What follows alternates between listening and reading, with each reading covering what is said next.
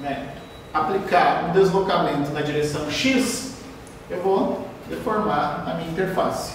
Mas se eu aplicar um deslocamento na direção Z, o que vai acontecer é que a minha interface tem pouca influência. O que vai influenciar são essas camadas aqui, né? Por isso eu vou degradar os coeficientes na direção X. A outra análise é a influência da posição. Se nós mudarmos a posição da camada mais externa para a camada intermediária, o que acontece com os nossos coeficientes? A parte estrutural praticamente não tem variação. Você só está alterando a posição, né, de uma camada, então não vai acontecer alguma variação. Mas a grande variação está na parte pisoelétrica. O pisoelétrico ele é um material que, dado uma deformação, né, dado um potencial elétrico, ele vai ter uma deformação mecânica ou uma deformação elétrica, né, uma diferença de potencial. Como nós estamos aqui na linha média do nosso problema, a deformação dessa estrutura aqui vai ser menor. Logo, a sensibilidade é menor. Então, o que se conclui? Que na camada mais externa tu vai ter um compósito que vai ter uma sensibilidade maior ao dano do que na camada interna, justamente por essa deformação maior, né? Essa diferença de potencial maior que vai acontecer na nossa estrutura. Por isso, você tem essas diferenças aqui, né? Alguns coeficientes desses são negativos, então aumenta ou diminui é relativo, tá? Por fim, né, o que nós concluímos? Que essa nova abordagem baseada na aplicação das restrições nó a nó podem ser aplicadas, né, para materiais monoclínicos, né, outro tipo de lei constitutiva do que nós vínhamos trabalhando até o momento, que era sempre material ortotrópico. Validamos esse modelo computacional novo com os dados, né, que o professor Humberto Pedro Santana nos mandou. Recebemos uma boa acurácia entre o modelo computacional e os dados analíticos, né? A propriedade, aumentando a interface, nós vimos que as propriedades tendem a decair.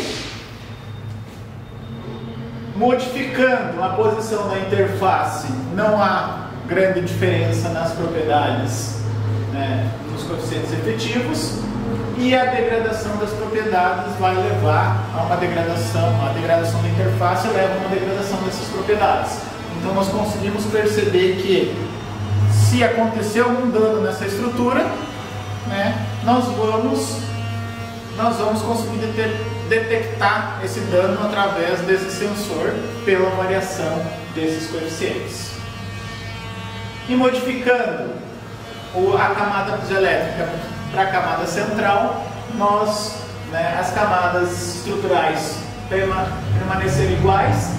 A camada dielétrica que teve, né, uma diminuição tendendo a zero devido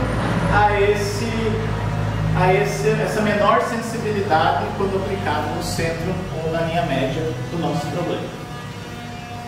Alguns agradecimentos, né, à FAPESC, ao CNPq e à CAPES e às instituições que estão envolvidas ao longo do projeto, né, a UDESC, a ESC-USP, a UTEM, a Universidade de Havana e a FEUP, né, que fazem parte desse projeto desenvolvendo esses sensores.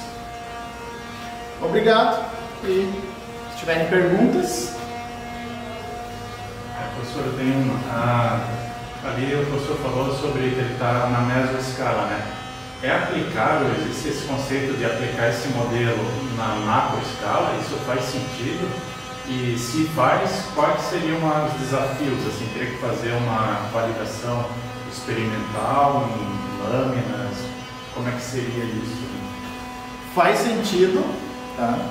Nós estamos trabalhando agora, até nesse último congresso que nós fomos lá no IAMAC, né, na última semana, o professor Reinaldo Rodrigues Ramos, da Universidade de Cuba, apresentou um novo problema lá, que é na escala real, que é o tensor de Coursera, que além das deformações mecânicas que você tem na estrutura, agora você vai ter rotações.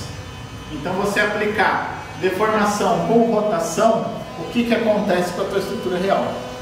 Então dá para aplicar, né? A grande questão é a repetibilidade, mas nós já vimos, né, nesses estudos anteriores que aplicando desta forma aqui ou aplicando desta forma aqui, onde nós montamos uma célula unitária com várias dessas células aqui, então imaginem esse problema, né, agora com fibrimatriz em cada uma aqui.